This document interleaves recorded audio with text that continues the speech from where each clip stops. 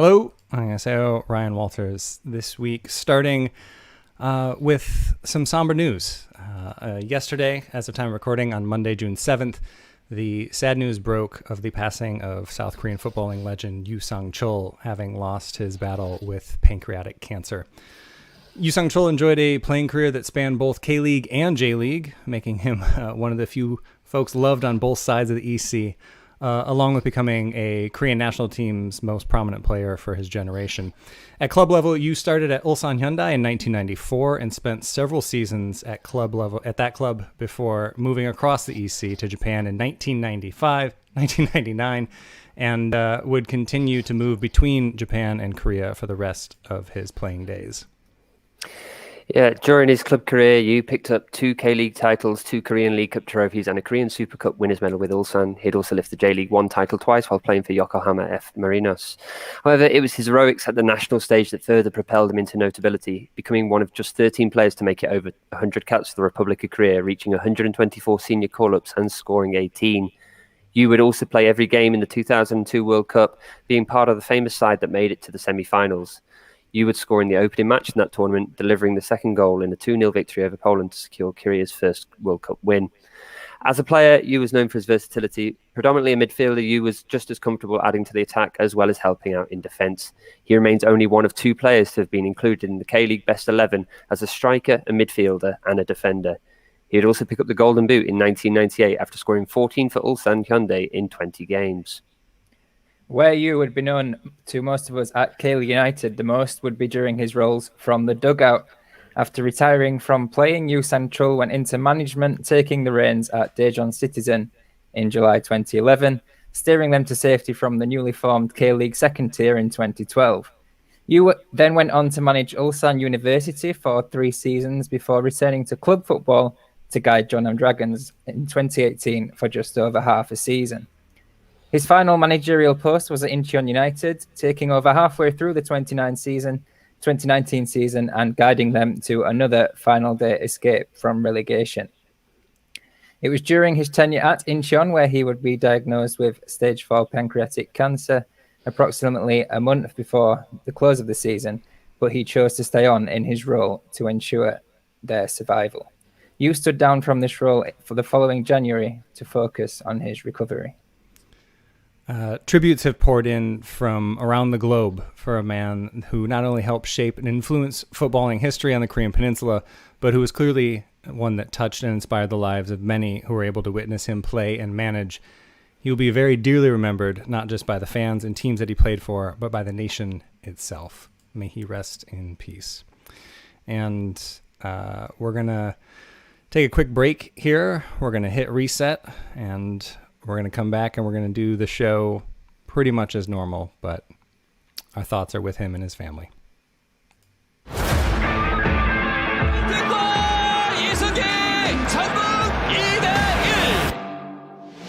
Korea have scored!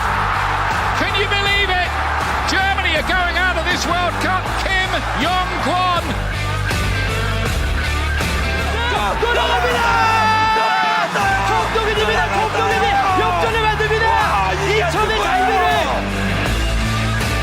Winners of the AFC Champions League 2020, Ulsan Hyundai. You're listening to the K-League United podcast, proud partner of Football Nation Radio.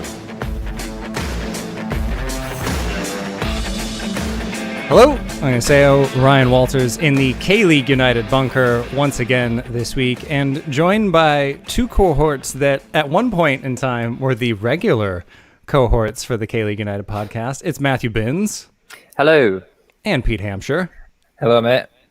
Gentlemen, some sad news to start the podcast this week, but it was an exciting weekend in football here on the Korean Peninsula, and that's what we're going to focus on. We've got all sorts of things to talk about, but the first thing that I want to talk about is the fact that Matthew looks game ready for Paulo Bento's squad right now. Yeah, I've even got the big headphones as I come off the bus, haven't I? No, I got wrapped up a bit in Korea's win. Spoilers ahead, but I got wrapped up in Korea's 5-0 win, in the euphoria of it all, and I may have impulsively purchased a Korea kit in my celebrations. So here it is. I've got the Korea home kit now, and I've clearly cursed them for the following 2 matches. Yeah, right. Did you get somebody that's no longer going to play for the team anymore? They're going to leave. You got like the ACL kit again? I didn't touch the names on this one. I mean, Kim Shinuk is in the squad. I feel that might be where I have to go with it. I mean, the number of times I was trying to build up EJ Sung on Saturday, saying, "Oh, look how good he is," and well, I mean, he did look good with that head of hair that he seems to have grown. Seems to. Seems to. I'm waiting for it to blow off as he's running down the wing and it just flies off. He's put a wig on to try and get a deal at a new club. Yeah, a bit of hair might entice them in. Right. Also, Pete Hampshire's here, by the way. Hey, Pete. Yeah, I'm on a bit of a shirt buying ban for myself at the minute. Oh. Yeah. Okay. Spending a bit too money on Gwangju kits lately, so keep the strings tight. Sure. Yeah. No, I thought about getting a Jeonnam one this year, but I'm just going to stick with the ones that I got. Anyway, like I said, it was a busy weekend, and let's go ahead and get into it. Let's get started with the fact that there are World Cup qualifiers again. We actually have international football to talk about, and it's been very entertaining. I've been watching a lot of the games so far, and man, it's lovely going back to football without VAR, isn't it? Isn't it great? Anyway, one of those games was Korea 5, Turkmenistan 0. We will talk about it. Obviously, there are some positives and there are a few negatives, but man, Korea just can't seem to win, because on Twitter afterwards, there were some folks that were like, it's got to be better. Still work to do. I was like, okay, 5-0 is something to celebrate. So that's where I'm coming at from. Maybe you guys disagree. We'll talk about that. And speaking of celebrating, we were able to coax Matthew back onto the podcast this week because Jeonbuk won a game. Yeah. Congratulations, Matthew. It's been such a long time. I don't really know what to do with myself. Yeah, so we'll talk about that. And speaking of teams from the Jeolla province winning games, the Jeonnam Dragons went and did it again, and they are top of the league in K2. We're going to go through all of the matches in the second division, and then we have a couple of questions for the Ulji Luis mailbag, which you are also welcome to join if you get your comments in during the live stream if you're watching live right now. But gentlemen, I alluded to it already. Let's go ahead and talk about this. Let's talk about the international match that was Korea getting their Group H resumption underway in Goyang with just a really strong performance, in my opinion. 5 goals in there. And Pete, since I didn't come to you as quickly as I should have in the intro, I'll start with you here. Overall takeaway, I think we'll get to, or if you want to start there, or strongest performance. Which of those two you want to go with? Yeah, the overall takeaway for me is that Paulo Bento clearly prepared them well up in Paju, and that little short journey down to Goyang, which can't be more than half an hour, I think that was some good organisation to get them so close. And they had to look very good. I think it helped that Turkmenistan haven't actually played a game as a national team since 2019. They didn't look like much of a cohesive unit compared to Korea. And I know that a lot of the Korea squad is obviously coming from Europe and it's a mix, but they look to be really cohesive. And those players whose career trajectory has been in the media, like EJ Sung, Kim Min Jae, even Son Heung-min, they've had a lot of talk about them over the off season. They really look to settle in well. Yeah, indeed. Son didn't get on the score sheet in this one, but he was in everybody's hearts. But he also had, just a couple of highlight moments, but we'll get to that in a minute. Matthew, I guess let's just start with your main takeaway from this one. Well, actually, that was my main takeaway. I thought Son Heung-min looked good. I know I'm always a bit reluctant to praise Son on this podcast. I always feel that he should be doing better because he is an incredible talent. He's one of the best players in the Premier League, one of the best players in the world by consequence. But yeah, he has this knack of not turning up in games in the past. Now, it is a World Cup qualifier. It is against Turkmenistan, a Turkmenistan side that hadn't played, like you said. But I think he looked like the pressure was off him a lot more. He's now got a team around him that he can rely on to score. I think a big thing in the past was we were always seem to rely on Son Heung-min to be the one who would be finding the goals, one who would be making the goals, and the captain as well on top of that. And this time, you know, with Hwang Hee-jo being as prolific in front of goal as he continues to be, and Kwon Chang-hun having quite the match, Son could just kind of sit back and become an outlet for those goals, get to see some flashes of his skills. And yeah, again, very opponents that would let him do that at times, but all credit to him, he shone when he needed to. And yeah, Son Heung-min for me. He was still the man that Korea looked to. I found a nice little stat this afternoon, which is the top 4 most common passing links for the Korean national team squad were all to Son. So Hong Chul to Son, Kwon Chang-hoon to Son, Kim Young-kwon to Son, Jung Woo-young to Son Heung-min. They were all the most 4 common passes during the game. So they're clearly looking to him for creativity, even if he's not banging them in. Which I think we're all on a very similar page here. That was my takeaway, is that we, again, disclaimer, blah, blah, blah. I'm not going to do it the whole show. They provided some other scoring outlets, right? Hwang Hee-jo looked good. I mean, his second goal, that cheeky little back heel, chef kiss emoji over and over. It was fantastic. But for them to get this big of a win, and you can only play who's in front of you, without Son getting on the score sheet, I think is only going to boost things moving forward for the rest of this group. I don't expect them to lose a game in this group at this point, especially playing on home soil.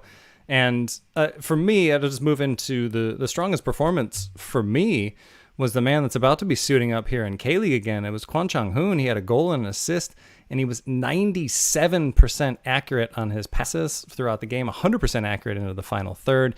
He had multiple shots on target, maybe could have scored another one. And he had 7 touches in the penalty area. So, I mean, he's getting into dangerous positions, and his vision was fantastic. I think every single Suwon fan that was watching that game was just waiting with bated breath for these international games to end so they can see him playing for their team again. Because, I mean, if he's in that form in K1, I think Suwon's got to be a title contender based on how they've already played. If you add him into the mix, woo. It'll be a Kwon Chang-hoon into Jung Sang-bin and then into Jeric. Oh, never mind. Maybe he listens, Pete. Maybe. If he does, hey, hi, thanks for listening. Please continue to work on your shooting. Anyway, Pete, I'll come to you then. Who did you think was the standout performer in this match? I went for someone that we don't see in the K-League. I went for Jung Woo-young. Perhaps under the radar a bit, but we saw his free kick in the away leg in Ashgabat.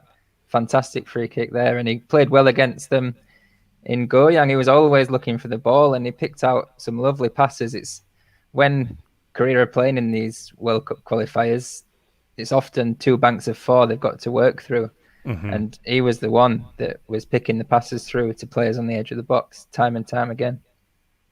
Yeah, absolutely. Matthew, who caught your eye? Well, as I said, Son Heung-min, really. I thought he had a really good game. I thought Hwang Hee-jo as well. I know they're really obvious ones, but we've got all our notes have kind of linked up here a little bit. This is high praise from you. This is the first time I've heard you praise Son Heung-min. I mean, it might be your city colors showing through when we usually talk about him, but I mean, please. No. I mean, I have tried to put him into Room 101 before, and I was not allowed to go on that show. Like that's on the cutting room floor. My attempt to get on that last Room 101 podcast where I tried to, put him in. He might still go in at the end of the year. Just let me on. But I just thought he played well. I thought Hwang Hee-jo as well. Like it's been great to watch Hwang Hee-jo develop because after the 2018 World Cup, it all seemed a bit. We were kind of happy that how it ended for Korea, how the way they beat Germany, but it was that the wrapping up. It just moved on from Shin Tae-yong. It was where do they go from here? Then we had the Asian Games, and we saw how Hwang Hee-jo, how he acted in those Asian Games, and the way he's progressed up to the senior side, or back into the senior side rather, and has continued to score. It's just good to see Korea have a reliable outlet. Do you remember when they just used to always play Lee Jong-hyuk? That doesn't seem well, I mean, it was actually the last team, but I mean, when they actually last played him in a proper full senior squad, I mean, that's what we were used to up front for quite a while. Mm-hmm. Yeah, and there's one other thing I kind of want to touch on, maybe things they need to work on, but we're running a little bit long, so I will go ahead and dip into the mailbag here. We had a couple of questions come in. We're going to do one early here. Came in from Osri Furman, and he asked, who can provide a stern test for South Korea in the next World Cup qualifying round? And I mean, I'll start with this, having watched them play last night. Japan looks real good. They look real good. They have won all 7 of the games that they've played with a scant 41 goals scored. 41 goals scored. They are in a group with Tajikistan, the Kyrgyz Republic, Myanmar, and Mongolia. So not as difficult per se, but overall, I thought that they were playing really well. I thought they looked really good. And I mean, that's always fun if Korea and Japan were able to play each other in the 3rd round of qualification. Sign me up. Be interesting. Matthew, I'll come right back to you on this one. Is there anybody that you've been keeping an eye on in the few games that we've seen since the resumption? Haven't really been keeping too strict an eye on these other qualifiers. Been too busy fretting about my own club team. But I do know Qatar is still a big concern for me. I know Korea beat them in a previous friendly 2-1, but you know, Qatar, the Asian champions, they're going to be the World Cup host. I think, they're certainly a team to be worried about. They're unbeaten at present as well, 7 wins and a draw from 8. Yeah. I see that Talau is watching, so I'll say Thailand could also pose a great threat. If they can, they got to get through that group. That's the group of death, man. I'm super upset that group has not been on at a time that we can watch. That's Vietnam, UAE, Thailand, Malaysia, and Indonesia. Whew. Fun group. Anyway, Pete, real quick before we get out of here for the break, who's catching your eye? As far as I'm aware, in the 3rd round of the qualifying, it goes into 2 groups of 6 teams, and the top 2 go automatically through. So if you end up in a group with Qatar, Iran, then just the mechanics of it is the biggest worry for me. It depends what side of the draw you get put on. Yeah, that's a good point, because there will just be those 2 groups, and we know how it goes when Korea and Iran face each other. I spent my birthday watching a 0-0 that I would rather forget about, but that was what Iran wanted to do that day, and they did it. Anyway, we're going to take a quick break, and then we're going to come back, and we're going to talk about some club football. We're going to talk about the 2 matches in K-League 1. We'll be right back. FNR is a revolutionary football-dedicated digital platform, the first of its kind in Australia. It provides a 24/7 live online radio platform experience, podcast hub, and acts as a content provider for TV, radio, and digital. Having reached millions of listeners and football fans since launching, FNR is accessible worldwide via its website or app, providing a platform to discuss, debate, and celebrate the world game. We are your voice of football, FNR Football Nation Radio.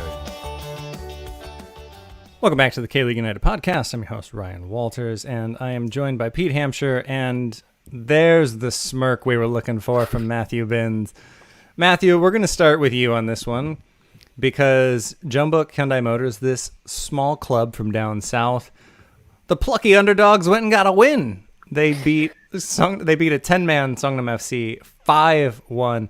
I do think there were some takeaways in this one. Gustavo got 4 goals here. Paek Sung-ho finally got the highlight reel goal that we were all expecting from him. But what's your takeaway from this? Is this an actual improvement? Was it lucky to go against 10 men? Where are you with this? I mean, with those kind of questions, you always the answer is to always sit on the fence, isn't it? I mean, Seongnam, if they hadn't got 10 men, probably wouldn't have made so many errors in trying to defend Gustavo. But on the other hand, you have to look at the way Jeonbuk set out their stall and how organised they were. And it got off to a flyer. Paek Sung-ho's free kick, it should be mentioned, was an absolute worldie. 30 yards out, curled nicely into the top corner. And I've just put the words "Peck to the future." I'm still waiting to fit in more puns, but no, it is good to see him. Speaking as the future of Jeonbuk, potentially, providing he doesn't disappear after he gets his military exemption. It's good to see him actually having quite a featured role in this win. And it wasn't just him, but there was a lot of players, younger players, in the Jeonbuk starting 11 for this match. I think we had Kunimoto, Paek Sung-ho, Song Bom-kon, Chae Hee-won, Lee Ji-hyun, and Lee Yo-hyun. They're all in their early 20s. They all got starts, and they all played for the majority of the match. When, we've been saying that Jeonbuk has the oldest squad in the league, it's good to see that Kim Sang-sik is relying on these youth players. And no, they weren't revolutionary. They weren't... they're going to probably struggle against tougher opposition, but it's good to see them actually get game time and not taken off after 22 minutes.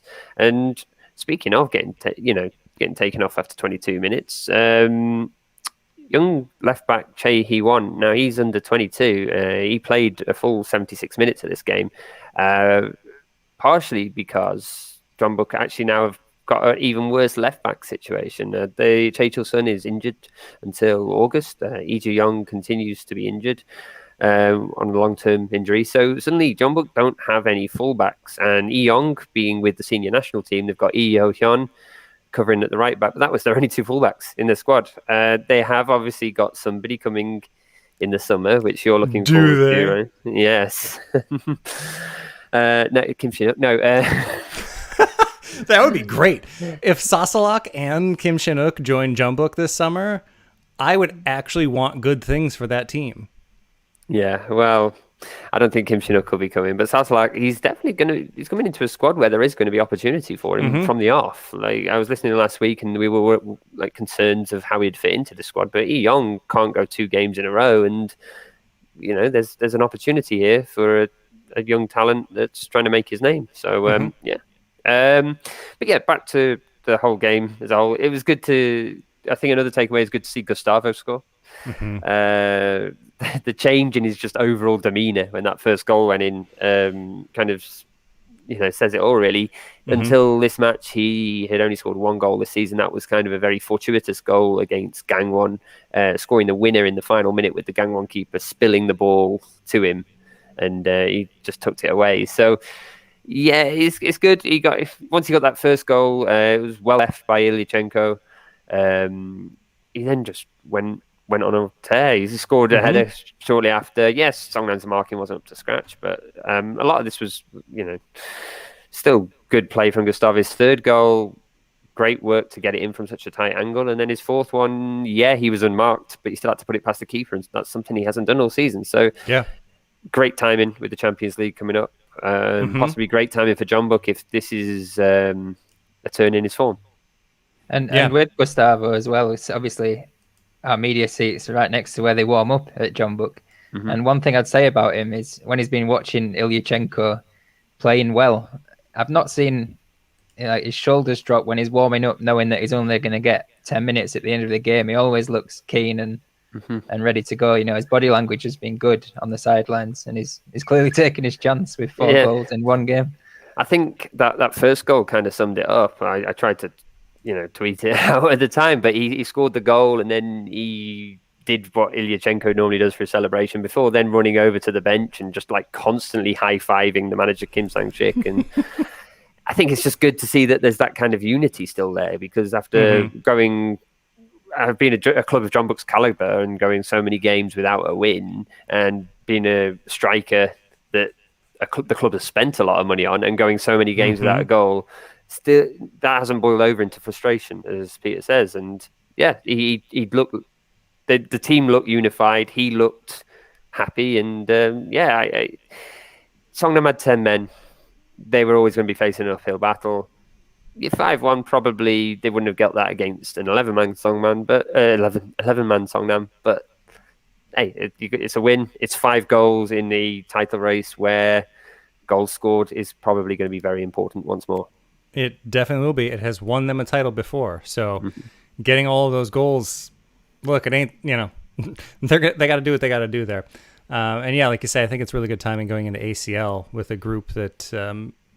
You'd favor them to win against Gamba Osaka, Shanghai United, and Tampines Rovers. But I think the Rovers are getting out of that group. Heard it here first. We'll talk about ACL next week. Anyway, let's move on to the other K-League 1 match this past weekend.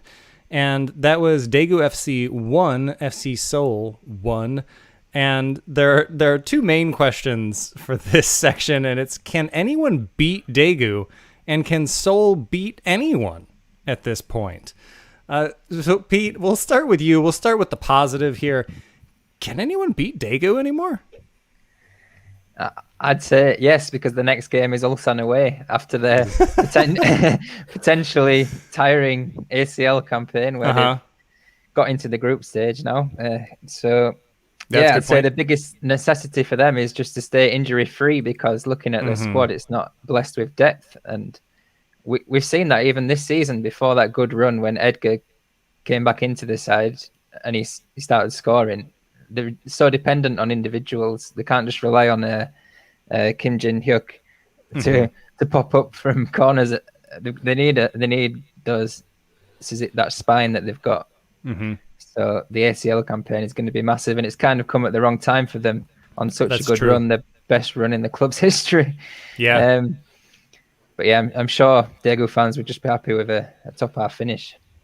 Yeah, I mean, and they are right now, they are one of 3 teams tied on 33 points, just 3 points off of Ulsan at the top of the table right now. It's mad seeing them do this. And I think also it was a good weekend for highlight goals. Tsubasa Nishi's goal in this match. Whew. Lovely curled effort from just outside of the box. If you've not seen it yet, go ahead and get that in front of your face right now. Even if you're watching live, just leave our live stream and go watch it now and come back. But do please come back. But anyway, Matthew, I'll come to you for another one here that I'm sure you'll love talking about this. I'm just hyping you up so we can get you on more regularly. You were gone for a while when Jeonbuk was losing. No coincidence to be had there. FC Seoul. I mean, is it 2018 again? Is it going to be that bad? I think you can only really judge that if they don't come out for the summer. There's still a case where they're still a few players short of a decent squad. They didn't get that striker. We've said it so many times in this podcast, but they've had to endure a compact schedule until they're delaying games anyway, where they didn't have this luxury. And I was discussing it as well earlier today with a Seoul supporting colleague of mine, and we talked about the injuries as well. There are some key injuries there. You got Na Sang-ho, he's not available. Go Yo-han has obviously been out for quite a long time. Park Chung-bin is out, probably going to be back after the window, hopefully. In Han Chan-hee, he's off to military at the end of this month as well. So Seoul haven't had a full squad to play with. There is a question in the mailbag where I'll probably go into the form and this COVID postponement and how that affects things. But I think if they can get it right in the window, if they can get that striker in, if they can get a couple more creative midfielders or something, then they're not far off from clicking. And yeah, it's too soon to judge if they're going to be relegated. But yeah, it's certainly disappointing from them. Yeah, all that quality they've got in that midfield, and only once since March they've had over 5 shots on target in a game. That says everything you need to know right there. There's a team to me that seems like they could really use Han Sung-gyu. Well, don't know why they let him go. Anyway, we'll talk about that another time. We're running over a little bit here, but we're going to take a quick break and come back and talk about the party. We're going to talk about K-League 2. We'll be right back.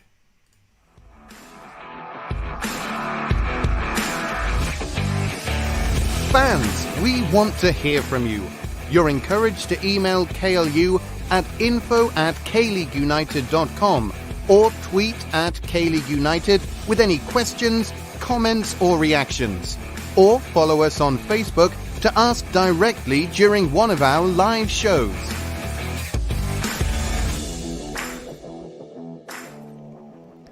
Welcome back to the K-League United podcast. I'm your host, Ryan Walters. Wearing the kit of the top of the table, Jeonnam Dragons. Just had to get it out there before we start talking about anything else. We're top of the league. We're top of the league again. For the third time, the Dragons are the top of the table. That's what we're going to talk about. I'm joined by Matthew Binns and Pete Hampshire. And I see Dan Croydon is watching and saying that Seoul has a bunch of overrated players, spoken like a true Ulsan fan. I will disagree with that, but I'll save it for the mailbag because we've got a lot of K2 to talk about here, and we are going to start with the Jeonnam Dragons and their 3-0 victory over Seoul Eland at home. All 3 of those goals coming from Jonathan Balotelli.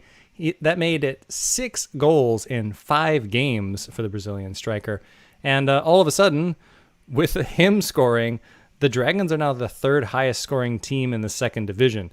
Known mainly for the defense, that's what I'll say we, I don't care, been building on all season. And that's still going well. Just 10 goals against in 15 games. Park Jun-hyuk got a rare start in net for this one. And it doesn't seem to matter who's between the sticks because he got a clean sheet and Kim Da-sol has been fantastic for the Dragons as well. And they just keep clicking. They keep finding another gear right now. And I think the biggest question for them is what's been the biggest question for pretty much everybody at the top of the table is can they stay there? And I think that's going to be difficult because of how close it is in K2 this season. Anyang is just a point behind them. Daejeon is just 2 points behind. And then Gyeongnam, Gimcheon, and we're going to talk about them soon, and Busan are suddenly chasing towards the top of the table. So it's not going to be easy for the Dragons, but it's... Matthew, your teams win a lot. Is this what hope feels like? Well, I suppose. I mean, my hope is it's less hope and more inevitability these days. No, no. I mean, I did walk you into that. I have been impressed by Jeonnam this season. I mean, for you as a Jeonnam supporter, what's different for them this season than to last season? Because I mean, last season is it just goals? Yeah, I mean, yeah. Really, though, it is just the fact that they're scoring goals because the defense has been outstanding for a couple of seasons now.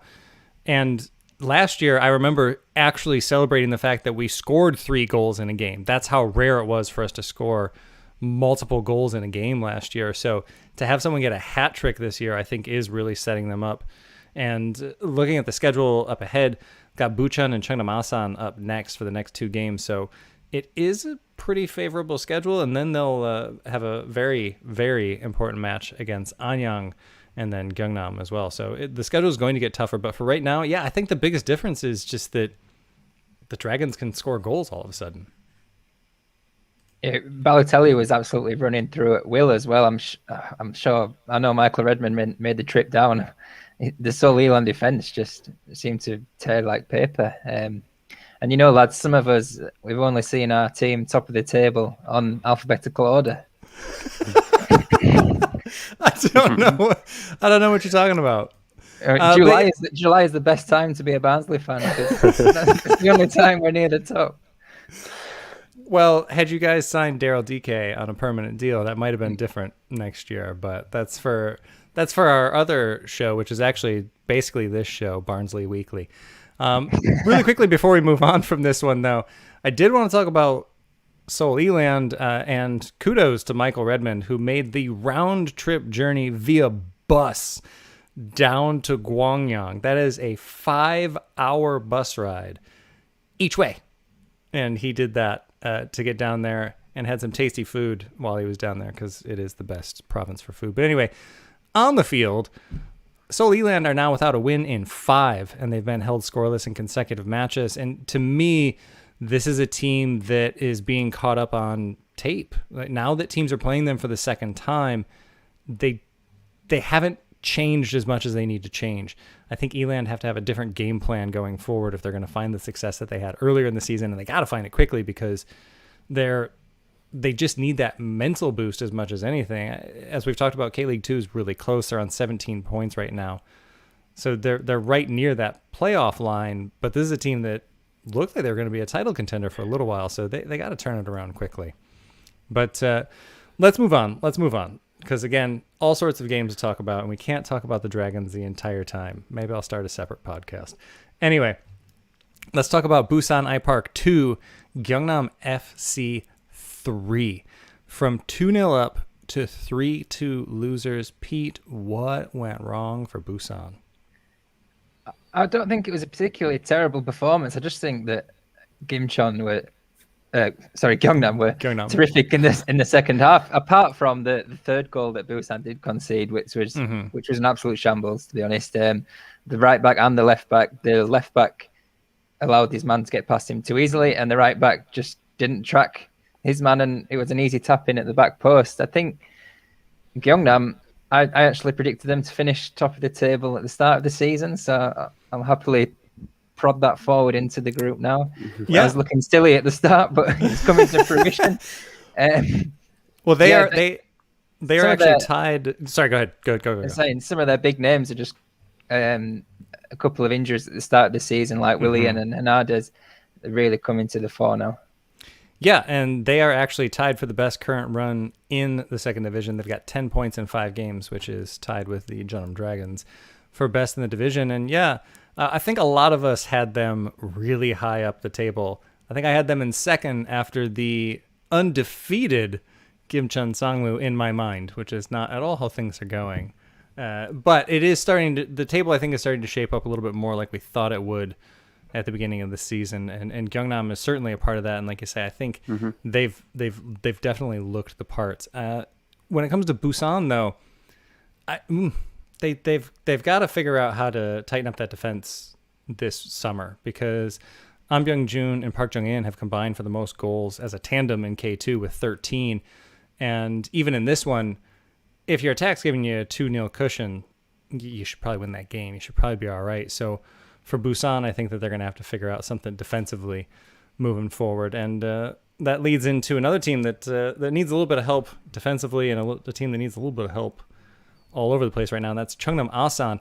They continue their fall from the playoff positions. They lost 1-0 to Bucheon FC 1995. That's right, you heard that correctly. Bucheon won a game, ladies and gentlemen. They snapped their 12-match winless streak. They only needed 1 goal to do it, which is good, because that's about all they're going to get in a game. But I'm curious if this is something that they can build on, because, we've joked about this a little bit, especially before George Slade left these shores. And bon voyage, George. Hope things are going well for you back home. They were never going to get a win while he was here, and they didn't. They just needed him to leave, and then they finally got that win. But they do have 6 points from their past 5 matches. And if they can get somebody that could score 7 goals, maybe, not even 10 goals, if they get somebody that could score 7 goals for them this summer, they could at least make it a respectable season. I don't think they're going to be fighting for a playoff spot anytime soon, but they could try to get in there. I was having a little dig around this afternoon, and they've got the league's most successful dribbler in their side in Jang Hyun-soo. And actually, the goal came from a nice bit of dribbling as well from Lee Si-hyun. So perhaps it's a bit of flair is the way forward in K2. I thought we were gonna be talking about reversing the pyramid and going back to when the game was all about dribbling.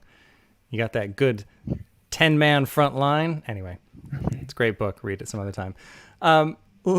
Do we need to talk about Asan real quick? Do we have anything that we want to talk about Asan? What's going wrong with that's terrible. they have the top scorer on the bench is something that I noticed, and they're relying on a 33-year-old up front. They've conceded 6 games in a row. It's rough times to be an Asan fan. Yeah, I did have a few things for Asan. I'm not just throwing the Owls under the bus. They've conceded first in 5 of their previous 6 matches, and you can't be fighting from behind like that all the time. And I think, and again, as Matthew alluded to earlier, this is something we'll talk about in the mailbag, but the COVID break that they had to take, it wasn't as many matches as it was for FC Seoul and Seongnam, but it really affected this team. And I think that they're going to take a little while to find form after coming out of that. But let's move on. And it's a good thing Paul Need isn't here this week, because we were talking about Daejeon Hana Citizen losing 2-1 to FC Anyang. And Pete, I know that they've got a man that you love. I also happen to be a fan. They've got Meng Sung-eung there. Are Anyang title contenders? Well, it's really interesting how FC Anyang set up, because in the games that you would deem winnable, they go for a 3-4-3. And then in games like this away at Daejeon, every difficult on paper game, they've gone for a 5-4-1. And they've been a lot more direct this season, up to Moya up front. And then our man Meng Song-ung is just sweeping up behind. He's got the most interceptions in the division by a long chalk. It's quite a distance. So the tactics are clearly working. And it's such a congested league that if you try and pick a title winner at the minute, then you could pick from 7, as everyone knows. But yeah, they're in there. Yeah, I mean, and you've already touched on it, and we talk about him a lot, but I do think that Meng Sung is one of the biggest difference makers in the division. He also leads the league in defensive duels. He's leading in passes to the final third. He's doing absolutely everything. And I think he is a big reason. And again, shout out to Nilsson Jr., who's a fantastic defender that doesn't get on the best 11 all that often, but is doing a really good job for them. Anyang is outperforming, and Matthew, this will perk your ears here because I went to expected goals against. I know how much you love your XG stats. And their expected goals against is over 20, but they've only conceded 14 so far. So they are overperforming defensively, and I think a lot of it does come down to those two. And with that solid of a defense, yeah, you're certainly going to be in the hunt for the title. And like you said, Pete, it really is up to anybody at this point. And Matthew, since Paul's not here, I'll throw you under the bus. All right. For Daejeon. What's going on there? They're not out of it by any stretch of the imagination. You know, they're 2 points off the league lead, but they can't seem to sustain success. And this was a big match that would have been a statement win. Yeah, I mean, they had a sponsor a couple of seasons ago. The city sponsor was It's Daejeon, and I think deep down they still got that on their shirt. It still seems to be ringing true despite the takeover. I guess the comparisons to Manchester City are kind of apt after all. Typical city and typical citizen in Daejeon. I digress. It just seems they always seem to snatch defeat away from the jaws of victory. The weekend there was some silly mistakes. The goalkeeper Kim Dong-jun, he rushed out to give the penalty away for the first one. Could have been handled better. They also missed a couple of key players this weekend. Alibayev was with the national team. E.G. Seoul was suspended. They had won the previous two coming into this and drawn the game before. So you never know with Daejeon. I don't know. It's Anyang are a good team, and I think Daejeon aren't quite the title contenders they think they are. I think playoffs beckon for them, but I don't think they've got enough to sustain it. They just seem too inconsistent, and I mean, judging how they are doing by how Paul enters the group chat after every weekend, I mean, I was just expecting to be. I was shocked to see that they were that high up, but no, I mean, he has got a good point. But no, they just lack consistency. Yeah, I mean, oddly enough, I think a lot of it is come down to their goalkeeper, which is a bit surprising because they lead the league in scoring. They're not struggling there. But only Bucheon and Busan are worse defensively with the 19 goals that Daejeon have allowed. And the thing is, they've only conceded the third fewest shots.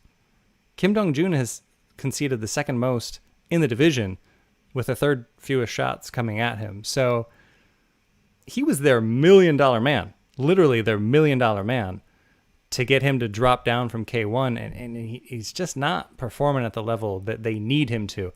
And we'll see if he can turn it around, if the defense can turn it around. They are another team that needs some help this summer. And boy, it seems like a Connor Chapman type might really fit the bill for them to kind of shield that back line. But I digress. Anyway, one more before we get out of here for the mailbag, and it's Gimcheon Sangmu. They're coming good, ladies and gentlemen. A 3-0 victory over Ansan Greeners. And Pete, I know you love the military team. Is this the Gimcheon that we all expected? Are they there? Can we say that? I wouldn't go that far, but maybe Kim Tae-wan's just settling in to his office in his new town. Yeah. I think they've gone for a more combative approach, which I didn't even mean that pun. Got stuck in more. Just they've got more yellow cards, more interceptions in the last few games, and it's bringing them points. There were some lovely goals as well they scored against Ansan. Although Ansan fans will point to some decisions. They had Robson Duarte's goal was disallowed after a hefty VAR call. A hefty VAR. I'm going to use that one. I like that. Decisions went against the Greeners at both ends. Not quite as comfortable as the scoreline suggests, but definitely on the right path. And I guess for Ansan, this is the last little bit before we get out of here. Aren't they this reliant on Aznawi? Am I giving him too much credit because I want to? Or is he really the creative force that they need? I mean, Matthew, I know you're probably not watching a ton of the Ansan Greeners this year, sadly. You're missing out. Well, yeah, I saw the game at the weekend. And as Peter says, they weren't too far off Gimcheon. Yeah, a couple of decisions went away. I actually thought a couple of decisions were right, to be honest, but maybe not the goal that they had disallowed, which did look onside. I'm still waiting to see a replay that says otherwise. Yeah. Yes. I mean, Ansan they've scored a couple of wonder goals as well at times this season, and why they look great on the Twitter highlight reels and they're great to share, you can't sustain those kind of shots. And yeah, as now he's provided quite a bit of a spark to them. He's definitely a miss. Definitely, his absence is being felt for sure. Yeah. But then also he has only played one full game for Ansan this season. So we can't say he's depended on. Yeah, exactly. I think they've got other players that need to step up in the meantime as well, because he's not going to be back too soon. But anyway, we will talk about that and a whole lot more on the other side of this break. We'll be right back.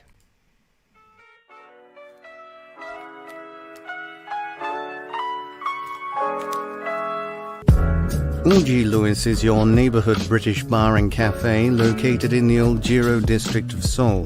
Decorated in old English antiques and furniture for a true homely feel, you can enjoy homemade scones, cakes and afternoon tea during the day, and traditional British favourites like beef stew, English ale, and a fine selection of wines at night. Available for private parties or simply an evening out, Ulji Lewis is sure to become your favourite neighbourhood pub. Be sure to mention K-League United at the bar during your visit and you'll get 10% off your bill. Welcome back to the K-League United podcast. I'm your host, Ryan Walters, joined, I say it every week, unfortunately not by the dog from Ulji Lewis. And not that you guys aren't great company, it's just that dog is adorable. Anyway, I'm joined by Matthew Binns in Peter, Hampshire, and this is one of the instances where we need to have a little behind-the-scenes thing, because yes, we do talk during those commercial breaks, but I'll leave that for the side. Anyway, Matthew, lead us through the mailbag. That's what you're here for. Yes, it is. We have Chris Edwards on Twitter. He's asking, is it time to expand the K-League 1 and K-League 2 to 16 teams each, or work towards it so that there is less repetitiveness in fixtures? And he also points out on a similar note, how far away do you think South Korea is from opening up the pyramid all the way down to K7?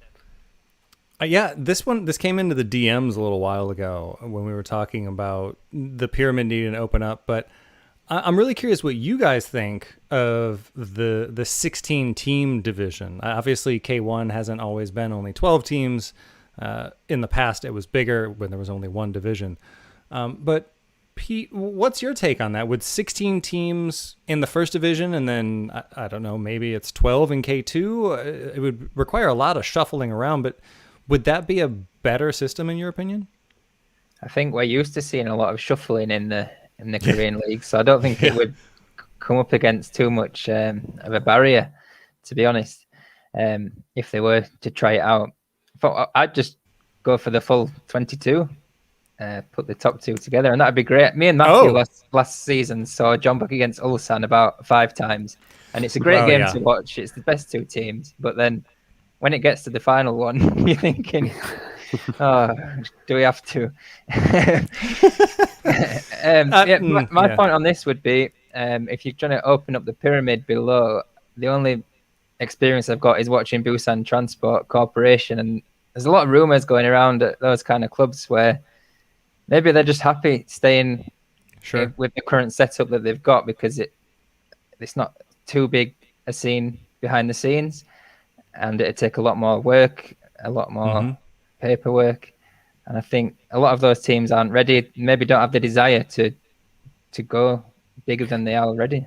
Yeah, I think kind of adding on that, like something, if they were going to open up, I think like a situation similar to what they've got in the J League, where there is the promotion and the relegation between the J2 and J3, but there also has to be certain criteria met.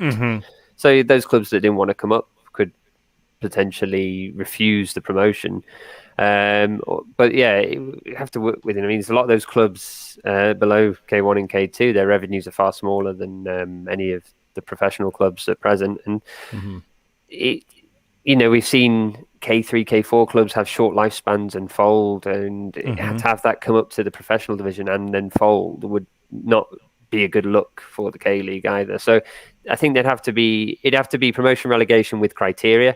I think if you finish top of the K3, you should have an invitation to go up, but only if you can show that you can sustain yourself or have a plan of action to sustain yourself within a certain amount of time.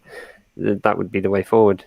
Yeah, I agree. I think it's more the logistics, because we're seeing these sides like Daejeon Korail, they got to the FA Cup final, Gimhae and Yangju Citizen. They definitely compete with these teams in the top two divisions, the professional teams. But yeah, perhaps it needs more thinking. I mean, I think for me, one of the medium-term solutions for this, I don't know if we necessarily need 16 teams, but we do need more change between the divisions. Like you said, I don't know what we're necessarily going to do about Jeonbuk Ulsan. I mean, maybe one thing would be to have the FA Cup be a single leg final instead of a double leg, which we're all tired of and nobody wants anymore.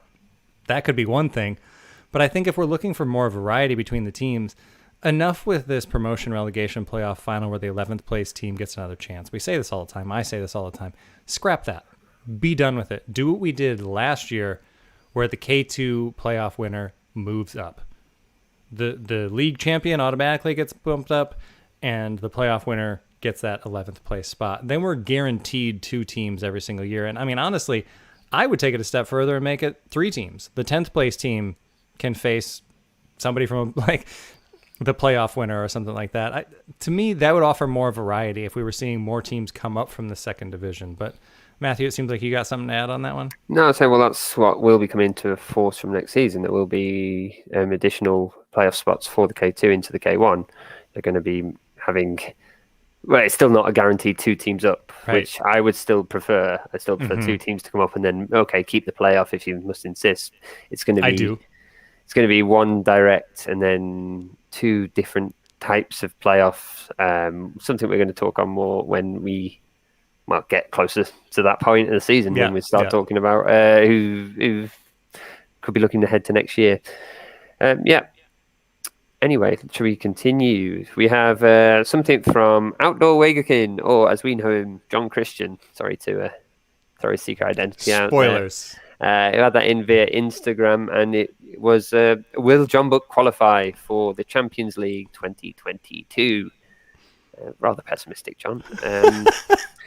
Jeonbuk fan, we should. Yes. I mean, okay. So what we'll see is FA Cup and League champions will go directly in, and then 3rd and 4th are going to be playoffs for the K League. Also, isn't it? If they win the Champions League, they go into it next season. So that would also knock off 4th place if it wasn't already in the top 4. So I love that you're just assuming that a K-League team is going to win Champions League again this year. I really appreciate that. Go on. That might be Jeonbuk's way in. That might be Jeonbuk's way in. That's what I was going to get to. Like, we're going to win the Champions League. Forget this K-League. It's over. It's already over. No. So I think they'll get in via the playoffs. They're not obviously getting in the FA Cup. That route's gone for them. So what do you mean? What happened in the FA Cup, Matthew? I have no. It all went a bit wrong, didn't it? I think Jeonbuk is still going to be up thereabouts at the end of the season. They might even still win the thing. You know, it's a tight title race, and there is depth there, and they are reinforcing in the summer. So we'll see how the second half of the year pans out. It is always their stronger end of things, but I don't see them as outside of the top 4 entrants in Korea yet. So they're not. They may be on a bit of a bad run, but they're not FC Seoul. So Oof. Harsh but fair. It's what John would have wanted me to say. All right, next. Asri Furman on Twitter, he's got two, and one of them is going to be the question about COVID, but we're going to hold on to that because he wants to know first about Perez and how he's been doing leading Busan. Yeah, I mean, they're 6 points off the league lead. They're one of 3 teams fighting for the final playoff spot right now. Not bad. Not bad for his first season, for his first half of the first season. I know we were just talking about them losing a 2-0 lead, and that's something that they'll need to shore up. But they're not the worst team to watch in the division, I'll say that. Obviously, having An Byung-joon helps there. But, yeah, I'm middle of the road, personally. I think I've been to a lot of games at the Gudok when I used to live there, and it always seems like there's more pressure on Busan from the home supporters than other teams in Korea. Yeah. And, they had back-to-back wins against Daejeon and Jeonnam, and then they've got some winnable home games, and they get 1 point from 2 games. It always seems to be that way at Busan I-Park. They always seem to show a glimpse of form and then fail. And, Ricardo Perez, as we saw from Todd's interview with him, his methods are a bit different. Mm-hmm. And if they slip into another bad run, I always worry how they're going to be perceived by the squad if he's keep going on that mantle and they have enough of it. Yeah, I mean, look, for me, it's very simple. If they don't go back to the checkered kits, they're never going to win. That 4-square kit that they had, that's how you win games. That would secure promotion. Would it not? Prove me wrong. Okay, and the much touted question. It must be a good one, Andrew. No pressure. End the mailbag, end the podcast with this one. It's been touted all through the episode, teased even. It's not going to live. He's never going to ask a question again. I know, and it's a really good question, and I really want to answer it. You can see Seongnam and Seoul struggling since they returned from COVID suspension. Has that made their problems a lot worse? Matthew, you just said you wanted to answer it. Go for it. No. I mean, okay. In Seoul's case, I'd argue it's only made it worse in terms of that the actual postponed games have been before the summer window, and probably even in Seongnam's case, they had the postponed games, and then they were going to move them back after the summer. They could have gone, well, we can come back and have 4 games at it with some new personnel in the squad and get a few more points on the board. But no, they had rotten form coming into that suspension. It was going to be a packed schedule. I mean, yeah, you could use the cliches and say like, oh, they could have played their way out of form or something with more games, but they could have easily just made their form worse and made that trajectory go even further, go downwards at an even steeper curve. I think I do think they needed the break personally, because there was no sign of optimism in Seoul, certainly. Seongnam, they were kind of fading just before they went into this little delay. And I don't think it's affected it as much as they had. If anything, they got to play. They played a weaker Seongnam got to play a weaker Jeonbuk side, only slightly weaker, but got to play a slightly weaker Jeonbuk side at the weekend. And Daegu will, doesn't matter if Seoul were playing them a couple of rounds ago or this round. Daegu are just unstoppable at the moment.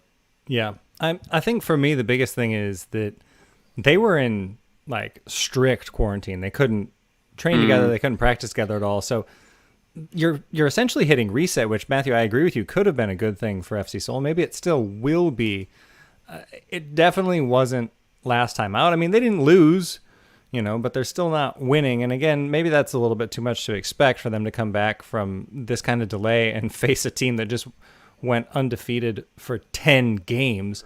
So, maybe Seoul's doing all right overall, but I think from a fitness perspective and from an understanding between the players, 2 weeks off, that's gonna hurt. That's not going to be very helpful for them.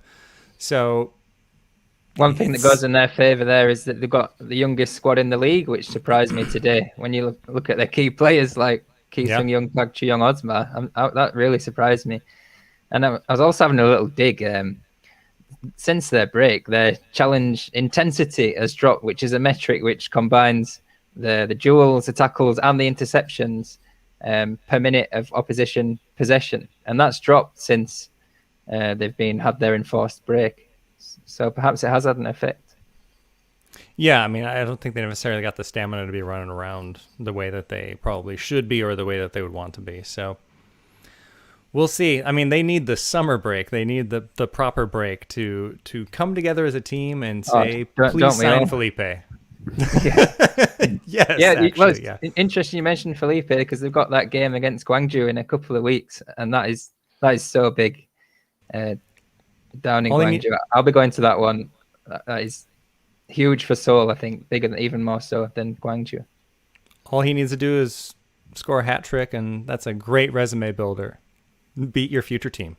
Well, if he's still there. Indeed. Anything else in the mailbag there, Matthew? No, that's the mailbag done. That's that. All right. In that case, then, we are at the hour mark, so I'll keep this brief. If you'd like to get more involved with us here on the podcast, you can do so on patreon.com/KLeagueUnited. We have some exclusive tiers for our So Rare followers. That's at the K2 champion and K1 champion level. Again, with K1 on break, we're not doing our weekly updates as we usually would, but we are still doing player reports for the K1 champions, and we do know a fair bit about the AFC Champions League, which is on So Rare right now. So if you're going to be playing in that, do let us know. We also have a quiz that Matthew's going to put together for a summer edition. We say it every week. It's going to happen. And there's all sorts of other stuff going on Patreon at the $1, $3, and $5 tiers. And if you'd like to listen to this podcast live, you can do so every Thursday on Football Nation Radio down in Australia. I have some less than savory words for the Australian clubs right now. I've been touting them all year, and then they went and dropped out of Champions League. But we'll talk about that next week, again, because that is the Champions League podcast next week. But anyway, the playoffs are coming up in A-League, and that's going to be really fun. The finals series, as it's called down there. So tune into FNR. They'll get you up to speed on everything going on down there. And as always, if you leave us a review, 5 stars preferred, then you will be entered into this month's. Got a few days left because we started last month's a little bit late, but it is the Gangwon FC goalkeeper kit from the ski jump year from 2017. So still a little bit of time to get entered into that one. But for now, for Matthew Binns and Peter Hampshire, I'm Ryan Walters. Thanks so much for watching.